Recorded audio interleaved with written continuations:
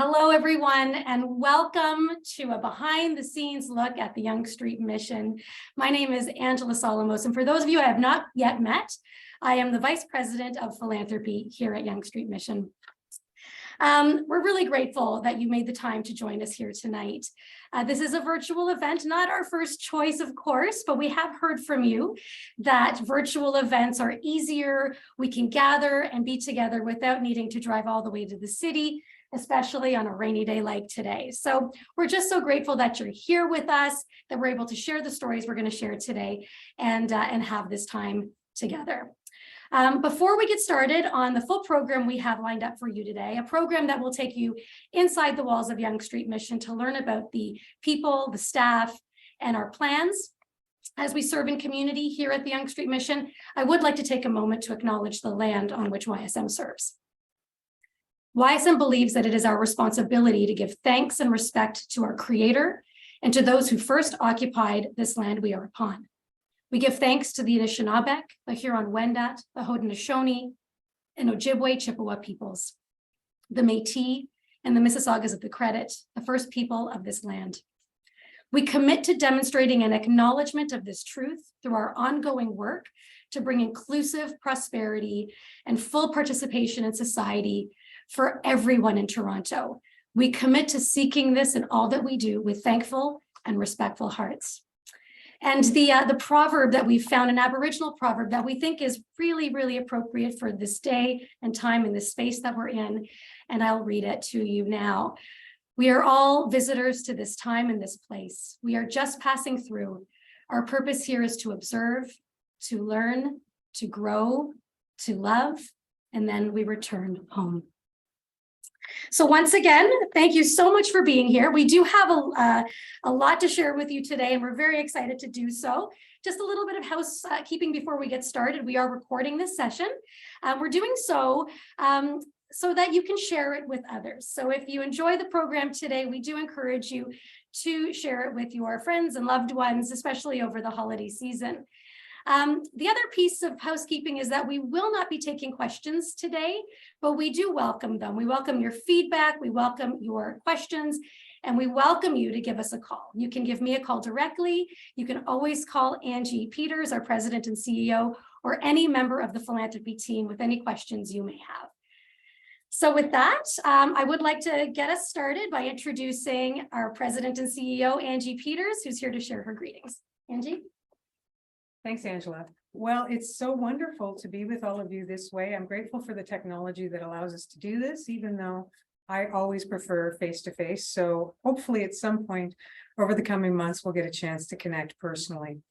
Thank you for spending some time with us this evening. We really appreciate it. And today is about celebration. So you might ask, what are we celebrating? It does seem at times like this that the world is a little bit topsy-turvy, and it is, but it isn't. There are many things to celebrate, and the main thing we want to celebrate tonight is you.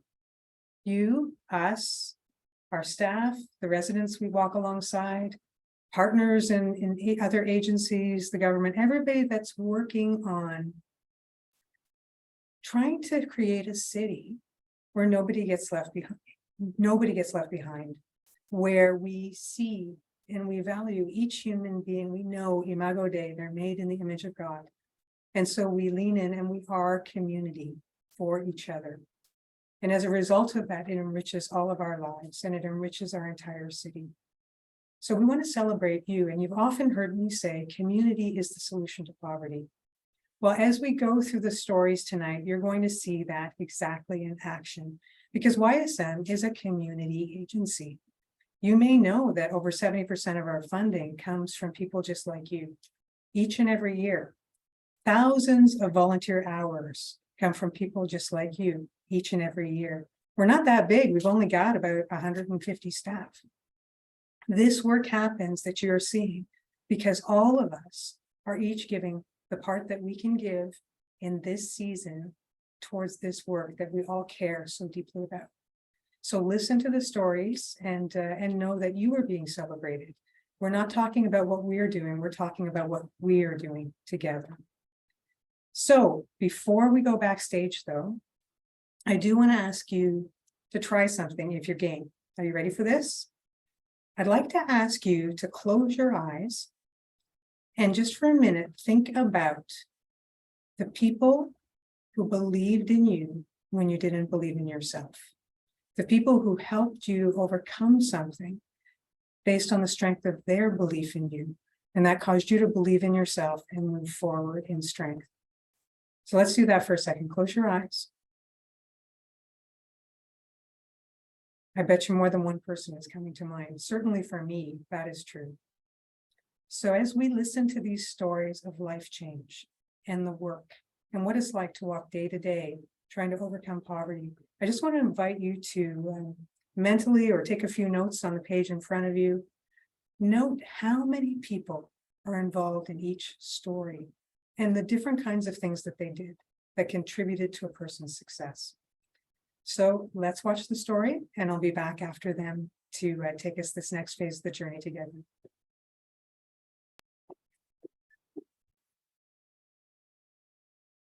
I was 24 and couch surfing when I heard about YSM. I called them to ask about the youth drop-in, even though new people and places scare me. The person on the phone was so nice that I decided to check it out. At first, I hung out by the front desk and talked to Janessa. She's really nice. And all the drop-in staff seemed friendly, so I ventured in. They could probably tell I was using a lot, but they didn't seem to judge me. Plus, the food there is great. It's like a home-cooked meal. I met Michelle, who gave me a coat and gloves because it was cold outside. I told Michelle I was on probation, and she introduced me to Destiny in the HOPE program, designed for people like me, on probation, but trying to do the right thing. Destiny tried to get to know me, but I didn't trust her. She suggested I talk to a counselor. I've never done that before, but I started seeing Rosa, and it was pretty helpful. I'm sure I needed meds for depression at the time, but I wasn't really ready for that yet. I really needed a place to stay, and I needed a job. Rosa referred me to YSM's employment program, where I met Dan, my job coach. He got me into a 6-week work placement at YSM's Double Take thrift store.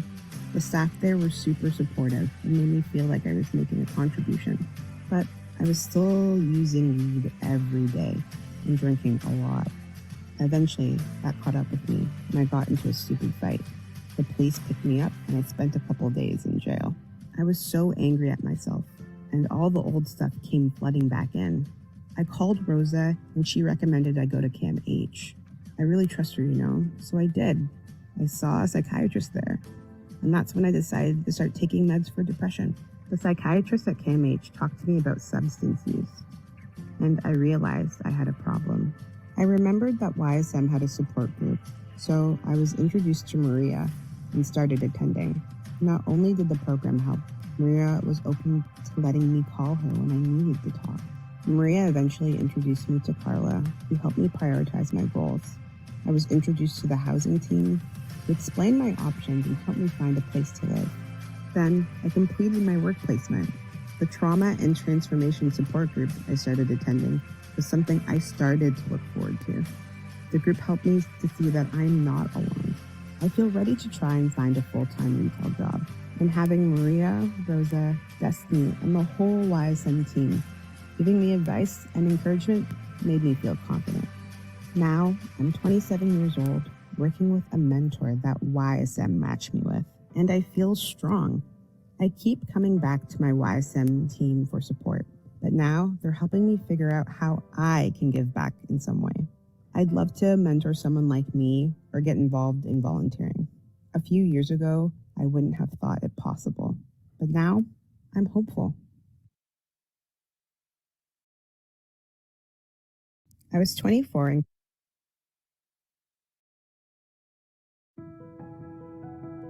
So I'm here at YSM's Evergreen Center for Street Involved Youth at 365 Spadina Avenue, and I'm joined by our Director of Street Involved Services, Ronaldo Wall. Yes. And so, Ronaldo, thanks for being here today. Of course, of course. Our viewers just saw a video of a typical Evergreen youth who would walk through our doors. Right. Now that we're here in the space, I would love you to just walk us through that story again. Help us to visualize what it is that youth experienced when they came into the Evergreen Center. Now, many of our donors will have heard us talk about the RISE model of care. Respond, invite, support, and engage. So help us to see that come to life through this story. Yeah, absolutely. Well, at Evergreen, we really try to emphasize three main principles. The first would be low barrier. Now, the definition of low barrier varies depending on who you ask, but essentially it means that the requirement for access is limited or minimal. Many of the youth that we encounter are facing various challenges, barriers, and obstacles in their life. Our goal isn't to add to those obstacles, but rather to eliminate them as best we can. And so what we do is we respond to the immediate needs that we see in an effort to really support the youth as soon as they come into our space. So you respond to the immediate needs that you see. I get it. So they walk through the doors and they might have not opened up or shared anything, but you can assess quite quickly that there are needs and that there are ways that we can intervene right in the moment. Absolutely, absolutely. Which really leads into the next principle, which is essentially creating a safe space. So one of our goals is to cultivate a place where youth feel safe, where they feel secure, and where they don't have to fear judgment. We try to be as welcoming and accepting as we can to all youth as we invite them into our space. The goal is that as youth come into our space, that they wouldn't have to deal with any form of discrimination, but that they can feel confident to really be themselves without being exposed for it. So you've responded to their immediate needs, but what I'm hearing is you've invited them in essentially. What's interesting about that is what I've learned is for many street involved youth and street involved people, the places that they go into push them away. Whereas here at the Evergreen Center, we welcome them in. Moreover, we invite them in. Exactly. The I in RISE. You got it. Yeah. That's right. And it really leads into the third principle that we emphasize, which is that principle of relationship. So it's one thing to invite a youth into our safe space. It's another thing to intentionally build relationship with them. Oftentimes youth who are coming, I always say that the biggest barriers that a youth may face is the barrier within themselves. So they may have walls up as a way of guarding or protecting themselves because of what they've experienced in the past. They may have had bad experiences with people in positions of authority, and so that translates into this space sometimes. And so our goal is, through building relationship with them, it's really a way to help bring down those walls to the point where then we can respond effectively to the needs that we're seeing and invite the youth into taking advantage of some of those services. That's great. The story that we're unpacking today, though, is a little bit more complicated. Yeah, to say the least. The youth that walks through the door has involvement with the criminal justice system. Ronaldo, is that something that is typical here at the Yonge Street Mission? And does that change the way we respond and invite them into our programs? Yeah, great question. Well, the youth who come into our space, they all have differing issues, experiences, backgrounds that they're coming in with. But to answer your question, yes, unfortunately, we do see many who are involved in the criminal justice system. Oftentimes, unfortunately, youth tends to become products of their environment, which can lead to criminal activity. Youth themselves have reported, I'd say, certain deficiencies within the criminal justice system, which sometimes can lead to homelessness. The real crux of the matter is the fact that when a youth is released, if they don't have a safe or stable home environment to return to, they're essentially released into homelessness. And as a result, that perpetuates the cycle of criminal activity because now they're just trying to survive. And so through what we do here at Evergreen, we don't shy away from that, but rather we do our best to engage with that youth. And the great thing about it is that we actually have a program called the HOPE program that supports youth who are involved in the criminal justice system through various resources, supports, connections, and really helping them to kind of start their new life on the other side without reoffending. The HOPE program, it stands for Helping Offenders on Probation Excel. So the HOPE program at the Evergreen Center, which embraces the complexity that criminal justice involvement brings. And we have an actual program that speaks directly to that. The story that we're unpacking gets even more complicated, Ronaldo. That's right. Where mental health is a challenge for the youth in our video. We could see quite early on that mental health was a challenge for this youth, and yet they weren't willing to take the support, mental health supports right away. Mm-hmm. That kicked in later on in the story. Right. Why is that an important part of this story? I think the reality is with the youth that we work with, their journeys are never linear. Their journeys are rather complex. They could be dealing with various challenges, mental health challenges, trauma that has gone undiagnosed that they may not even know exist. And so as a result, they may not take advantage of the supports that we're offering off the bat. That doesn't deter us, but rather it encourages us, because our goal and our role is to really journey with the youth through the complexities of their own journey. So through the ups and downs, through the 2 steps forward, 1 step back, we want to be there every step along the way, providing supports as best we can and continuing to build relationships. Because what we found is that in that approach, at some point, that youth eventually is like, you know what, I think I'm ready. I'm ready for change, and I'm ready for the support you want to offer. And when they say that, we're right there with them already. So 2 steps forward, 1 step back. I'm the mother of teenagers. I know what that is all about. Thank you for sharing with us. I have a lot more questions, as I'm sure our donors probably do as well, but we don't have that much time. Yeah. So I do have to cut it here, but I do understand you have a message for our donors today. I do. I really just wanted to say a really, really big thank you to all of our donors. The work that we do with these youth, we have the confidence and the ability to do this work, one, because of the support that we receive from you, our donors, also the encouragement that we receive from you. And so all that we do here, it's not just us, but I honestly feel like you're involved in this work, and we're partnering together to really transform the lives of the young people that come into our space. So thank you so much for your help and support. Thanks, Ronaldo. Thank you. Appreciate it. I'm here at Yonge Street Mission's Davis Center, located at 270 Gerrard Street East. And with me is Carol Leacock, our Director of Workforce Development. Now, we'll often say that all paths in a community member's life must lead at some point to meaningful income. And Carol's team, a group of professionals who work in employment services, they're here to work towards meaningful employment for those who are ready. Now, today we've been unpacking a story, Carol. Ronaldo shared with us a little bit more detail on the community member featured in our video. This is a young person who walks through our door. They are homeless, they are involved with the criminal justice system, and they're dealing with mental health challenges.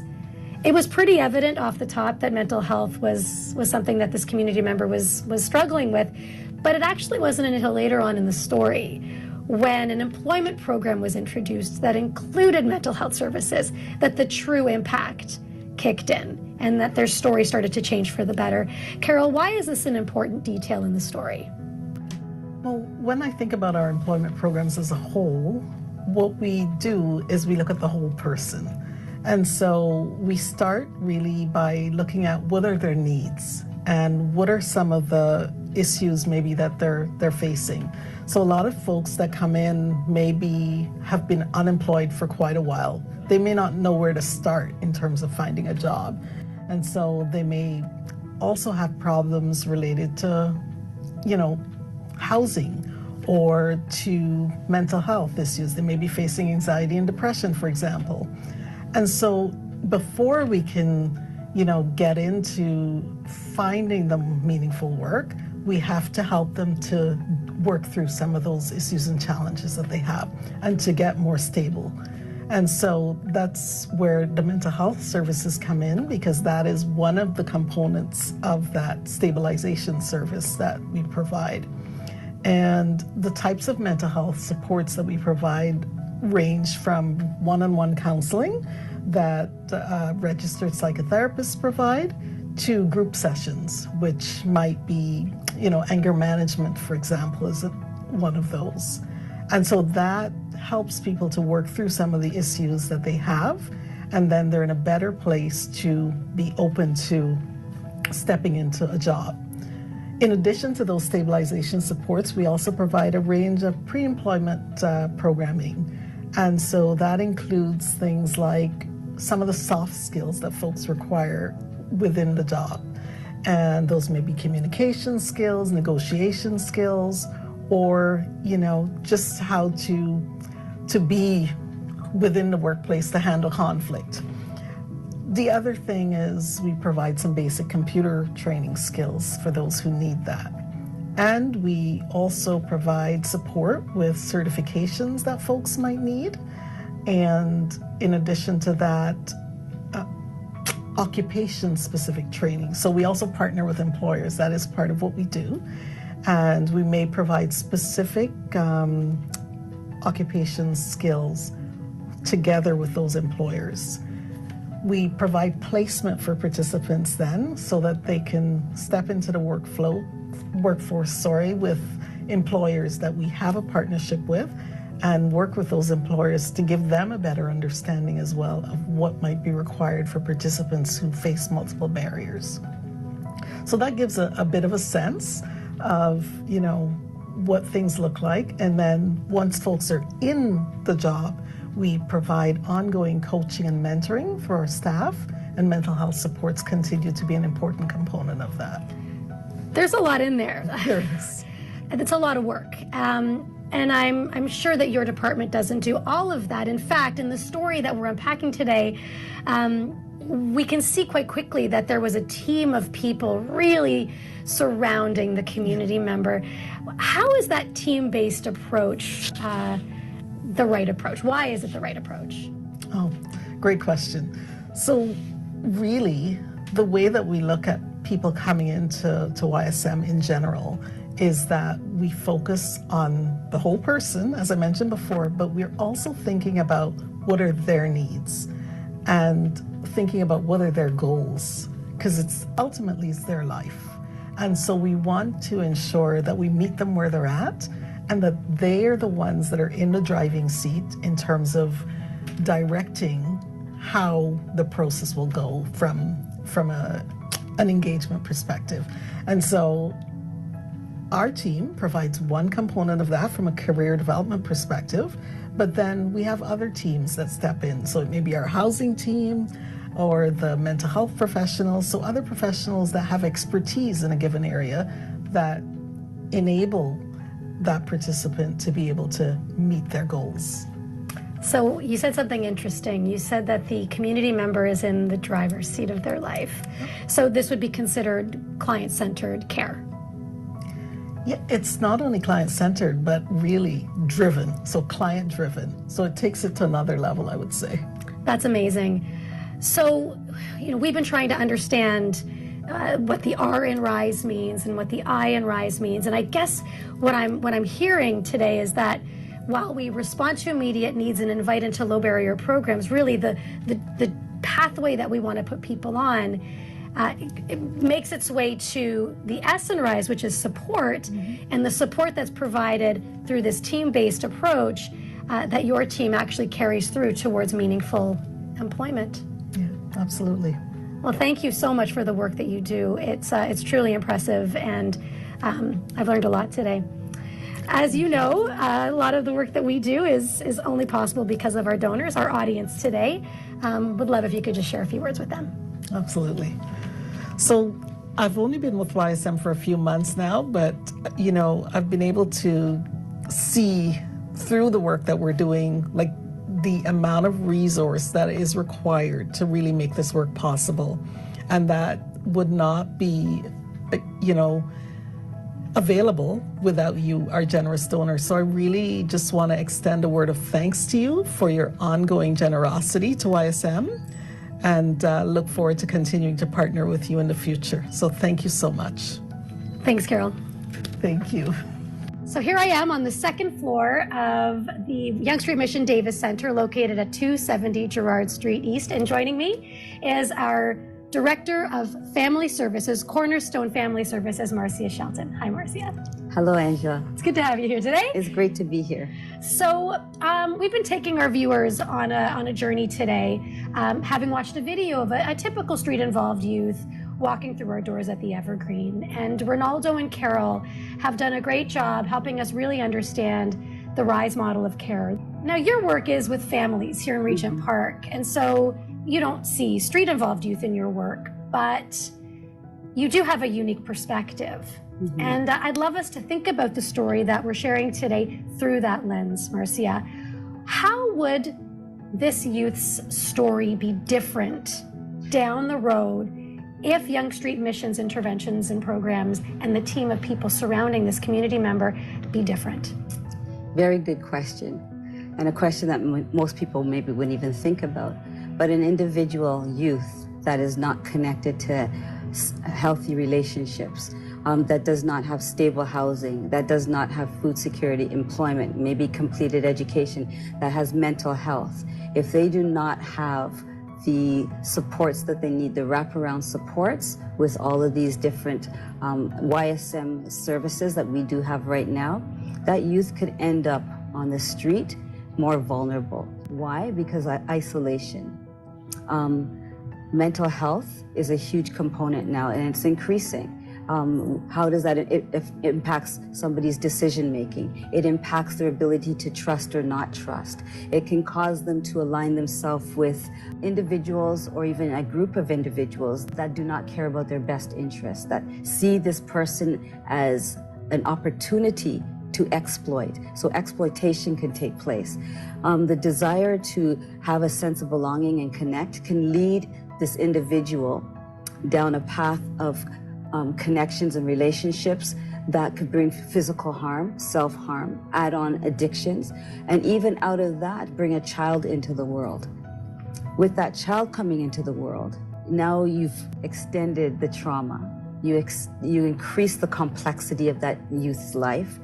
And in the hospital, that's depending on where that individual ends up, the healthcare providers will see that this person has no fixed address. There's nobody around them to provide support. They might see some identifiable mental health traits or manifestations and to make a decision to call in child welfare because they see long-term concerns and the immediate safety of that child and even for the individual. With that, you're perpetuating the cycle of poverty within the next generation. This child will be brought into care, may be completely estranged from the biological parent, the mother. Now they're moving from foster home to foster home, so they don't have a sense of identity. They don't have a sense of well-being or stability. They might have a roof over, they'll have a roof over their head. They'll have food, but within that system, there's also, it's oppressive, and it creates a lot of trauma, right, from isolation. And so that child now grows up with experiences that their parent had, right? And so instead of building community, you're now building isolation. That is certainly heartbreaking, and certainly paints the picture as to why supports like those we offer at the Evergreen Center are really, really vital. Now, it's hard to recover from that kind of a story, but there is the other side of the equation, and that is the work that you're doing here in Regent Park at the Davis Center, working with families before this sets in. And your work is really focused on prevention. Right. Can you tell us a little bit about that, Marcia? Prevention is a critical piece, and I have an amazing care management team that actually works with the whole family. So holistic wraparound care is the model that we use to interrupt the interruptions. What are those interruptions? It's looking at the barriers that put families in crisis, right? So child welfare is a crisis.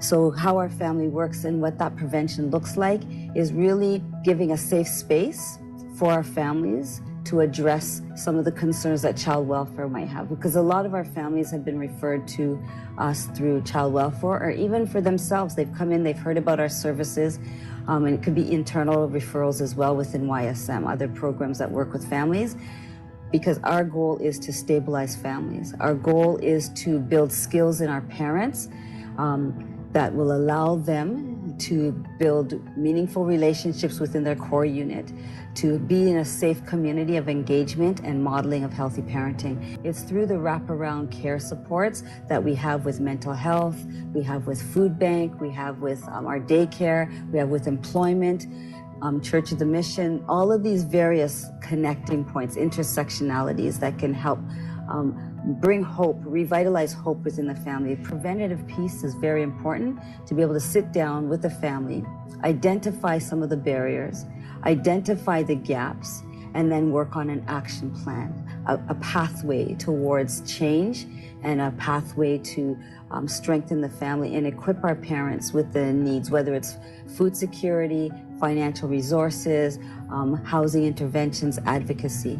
I love the term interrupt the interruptions and seeing these challenges and barriers as interruptions in a person's life. Marcia, we don't know how the youth who walks through the Evergreen Doors story begins. We just are introduced in this video to a youth when they walk through our doors. Is it safe to say that the preventative work that you're doing here at Cornerstone addresses that child before they become a youth at the entrance of the Evergreen Center? Absolutely. And how we do that, so for example, we have our family-to-family mentoring. That is connecting families that are ready, that have done a little bit of the groundwork and really have committed to wanting to see change for the next generation. Whether it's alleviating the poverty tensions, right? Is connecting and having those families, mentor and replicate and also model healthy parenting, build friendships, build connections, so there's no isolation. Poverty brings isolation. Child welfare connections or involvement brings isolation because there's a stigma.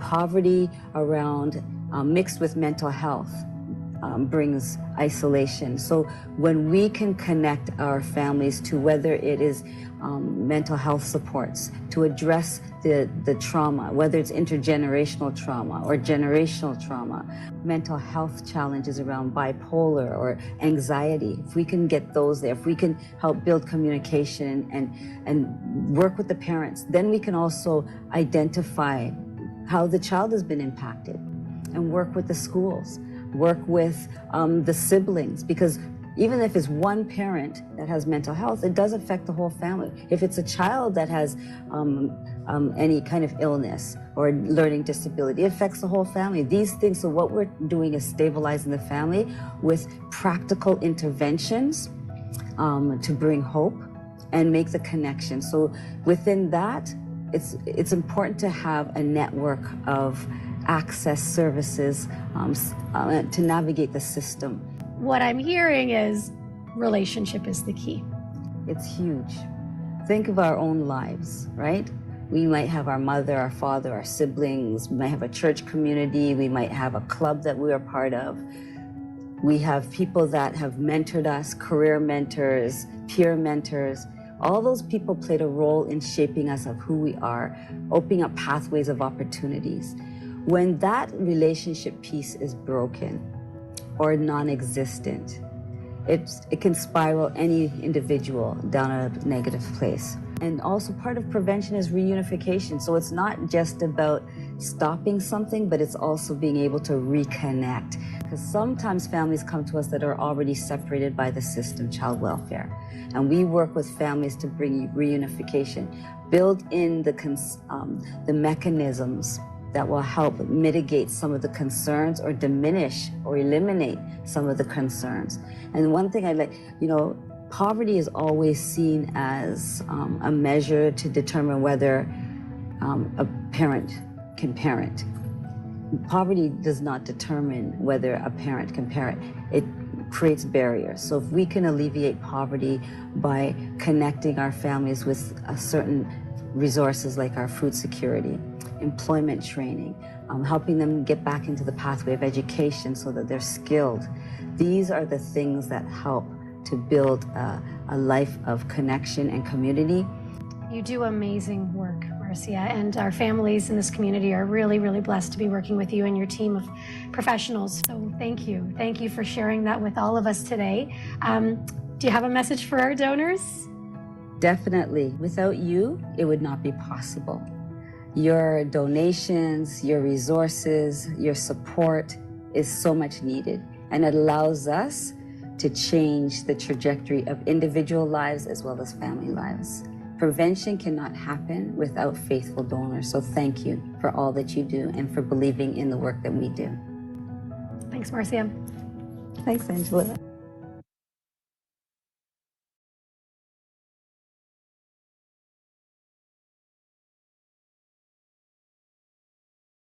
Okay.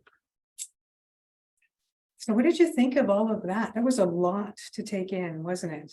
It's very powerful. I want to thank Ronaldo and Carol and Marcia and Angela for just taking the time to walk through these stories with us, because I think the truth is this, right? For all of us, we don't know what we don't know. We don't know what it's like to walk every day trying to overcome poverty and the various barriers that we heard about in individuals' lives if we haven't walked in their shoes. We can't know how hard it is. We can't know the things that keep them trapped. And so by listening to these stories, we've got a better understanding directly from the front line of what people are experiencing in our city. But we also now have a better understanding of what we are doing together that's making a difference. And so community works, it just works. And these stories show us that if we work together and truly care about people and demonstrate love for them, their lives can change. And so it's a wonderful series of stories. Thank you so much to all of you for sharing them. Before this started, I asked you to think about people who've made a difference in your life. And then as we watch these stories, I asked you to think about, like, just to pay attention and start to count how many interactions there were in people's lives and what kind of interactions that there are in people's lives every day in the work here at Yonge Street Mission. And it's a lot, isn't it? I mean, I don't know what number you got. We probably all got slightly different numbers, but it's a lot of interactions. And the thing that I want us to focus in on and point out is not the sheer volume of that, or even the complexity of that. There's actually a simplicity in this, and we tend to get overwhelmed when we hear these stories and think, oh, it's too much. It's too much. What can we do? Well, you saw a lot of people doing one thing, didn't you? We can all do one thing. And so you heard stories of staff. Well, the reason staff were there, specialized trained staff that could meet the unique needs of each individual, were because there are people on this call who can't give time right now, but who do deeply care. And so they give funds, and those funds fund that staff. And it's that staff that's doing that work. And that is a very critical way to be a part of this work. But we also heard about volunteers, and we heard about mentors, and we heard about employers, and we heard about system partners, all working together to help an individual, like this big team, wrapping their arms around individuals, each playing their role at a particular point in time, and none of us playing all of the roles. And I think that's the beauty of this. The reason that we believe this can be done is because none of us has to do everything, but together we can do what it takes. So far, we've talked about the RISE model. We've talked about the R, the I, and the S. And I bet you're wondering what the E is all about. So the R, the I, and the S, as you've seen very clearly, is the day-to-day work. It's 2 feet planted on the ground, walking beside somebody, forward, backwards, sideways, for a short time, for a long time, on again, off again, all that comes with that. And that's the work of R, I, and S. And it's critically important. And if we only did that, we would be missing a piece of this. We would be missing the E. We would be missing the engagement of our collective talents towards systems change, so that the day-to-day walking of the RIS doesn't have to be so difficult. Marcia's example of the work with Children's Aid was one such example of the kind of work that we're doing to make systems change so that the daily walk is not so hard. And so ultimately, we create an environment that actually facilitates people moving out of poverty rather than making it so terribly complex.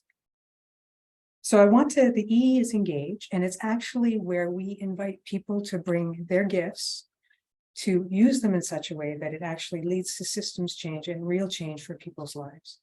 I want to introduce the next video.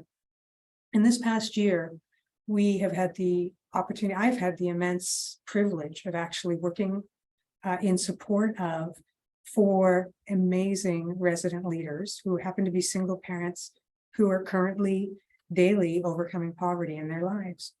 And I worked with them as a leadership team, and together we staged a poverty hackathon where we invited sectoral leaders, people who hold levers that could influence a single parent family's socioeconomic reality, people like residential developers, people like employers with large minimum wage workforces, social policy experts, philanthropists, and media, and they all came together and put their nose to the grindstone to try to come up with solutions that would really make a difference for these families and all families like them in Ontario. It was a spectacular experience. I need to tell you how much I am in awe of the resident leaders as well as the people that came to be a part of this work. Excuse me for a second.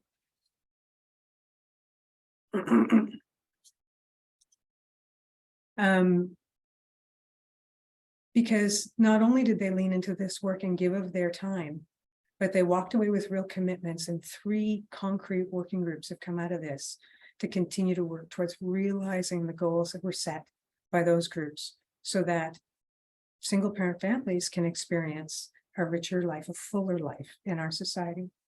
So I'm going to turn it over to this video, and in it you will hear 2 of the leaders, Melissa Quabell and Robert Hilton, share a bit of a message with you at the end and an invitation into the work that we're doing.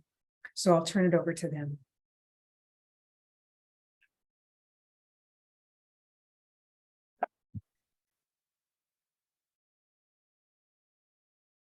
Nobody wants poverty to exist in our city.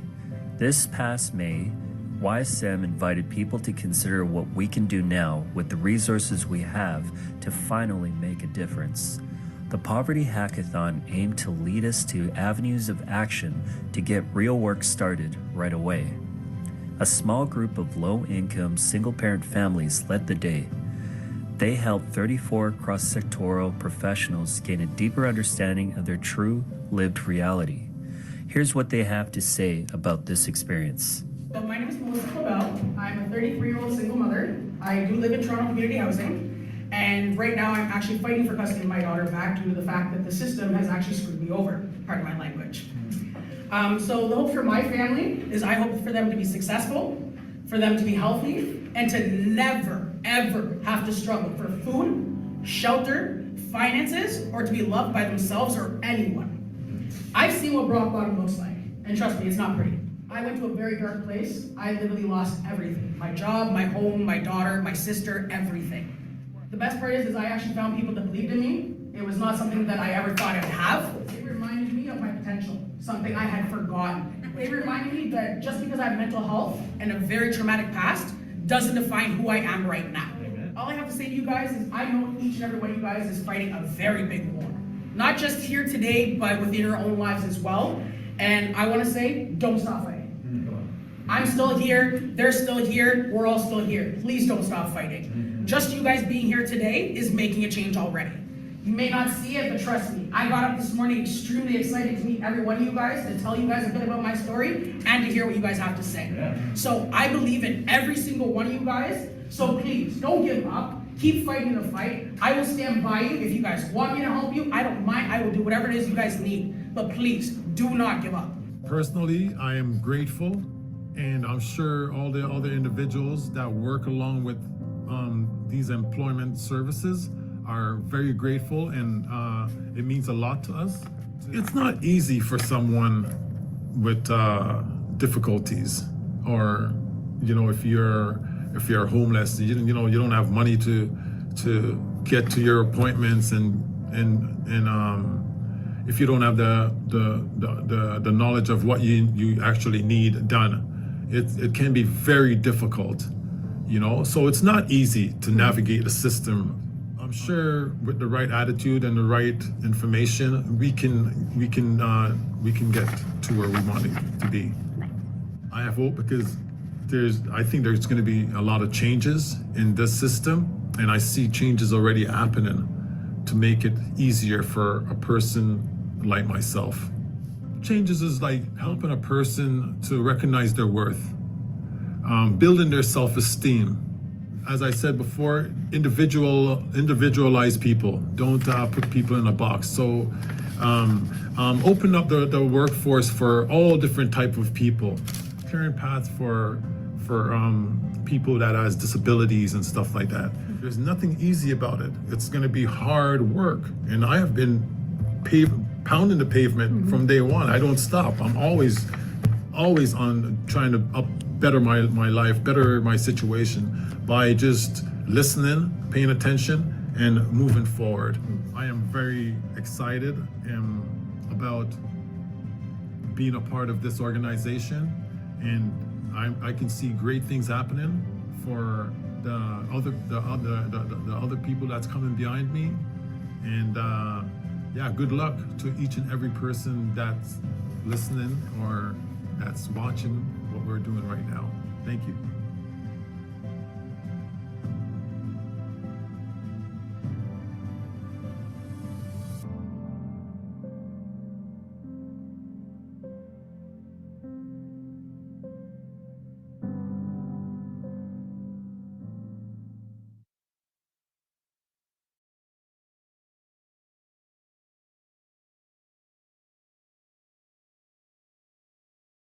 Okay. Those weren't people looking for a handout, were they? Those were leaders. Really courageous, resilient, strong people who are not only working through the challenges of their day-to-day reality, but who are stepping out and taking a position of leadership. I love what Robert said. I'm grateful to be part of this organization. The ownership of this work with that group of leaders is spectacular. And I know from that day that everybody that was participating was so inspired by each of the four leaders, Robert and Melissa and their colleagues, Leisha Grant and Malcolm Fisher, who didn't speak tonight, but who were at that event. It made us all want to double down and work harder and come up with ways that could make a real difference, because seeing their hope, seeing their resilience, seeing their creativity, and the fact that it wasn't an exchange where you're asking or you're begging or you're accusing or you're pointing a finger at somebody else and telling them that they did something wrong, but more like this. Picture this with me. Picture like a great big round table, and we're all at it. Robert and Melissa and Malcolm and Leisha and everybody experiencing poverty, staff, volunteers, donors, employers, government, the whole table, everybody. And think about it, it's a round table. That means there's no head. There's no head of that table. Who's at that table? Well, we're at that table, people who care, people who have a different vision planted in the center of that table of what this city can be like if we just work together. And if we build understanding, like this event is meant to build understanding of what it's really like and what we can really accomplish together. Sorry, my voice. So that invitation at the end is a genuine invitation to continue in this work with us. Thank you so much for the role that you are already playing. Each and every role matters. And if what you're most invested in is the RIS work of the day-to-day or the E work of the systems change, it all comes together to make RISE. And we need each and every one of you, and we are grateful for each and every one of you in this work. I hope that this has been a blessing to you. Reach out to us with any questions that you may have so that you can understand the kind of impact that your personal contribution is having. We are all in this together. This is our city, and we can, by God's grace and with his power, make it the kind of city that we all want it to be. So thank you so much. We're going to end with a video with images flashing across the screen against a song, a special YSM song that was created recently. So I hope that you enjoy that. And in the meantime, or between now and the next time we meet, I want to wish you and your families a very Merry Christmas and all the blessings that the new year can bring to you. Thank you.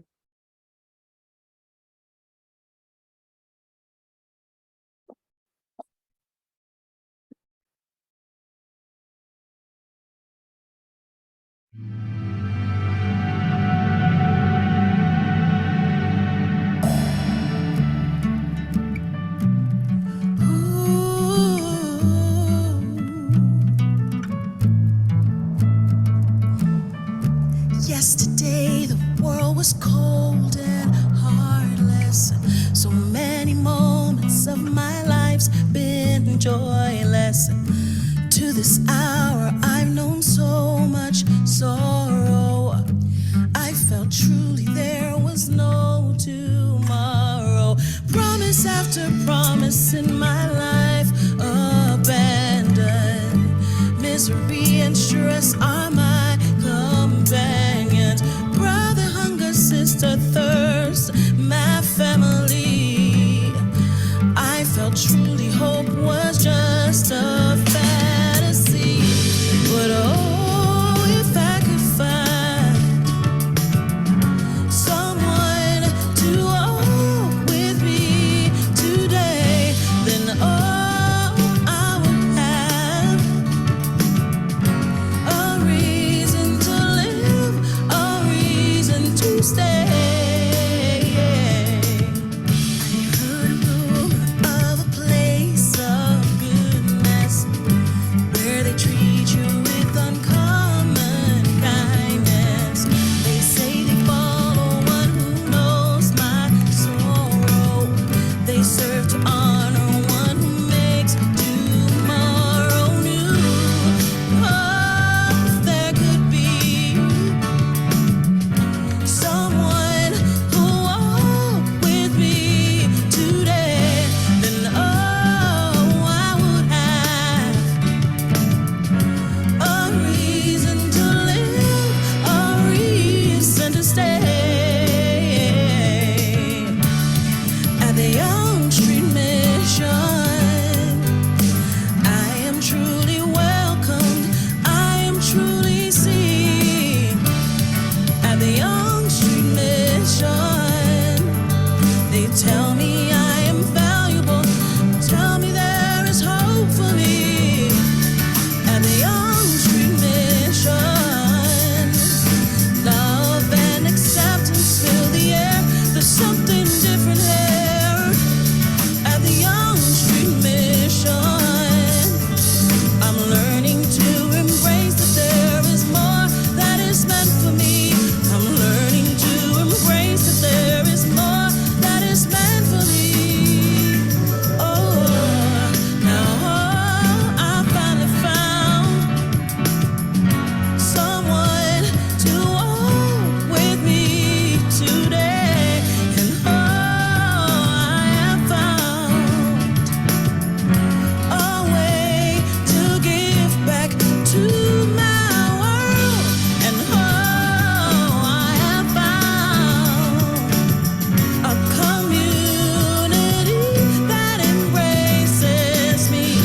And oh, I have found a reason to live, a reason to stay, a reason to live, a reason to stay, a reason to live, a reason to stay.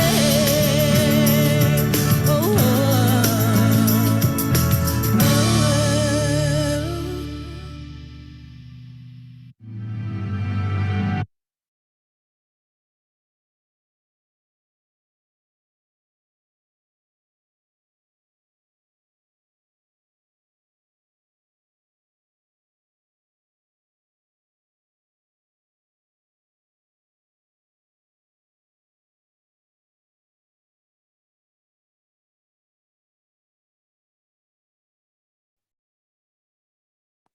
So thank you to those of you who joined us today. We are so grateful to you for being on this journey with us. Our webinar series will continue in the new year. More details on that to follow. And of course, you will receive a recording of this video with our thanks. Please do share, and we look forward to talking to you soon. Bye-bye. Take good care.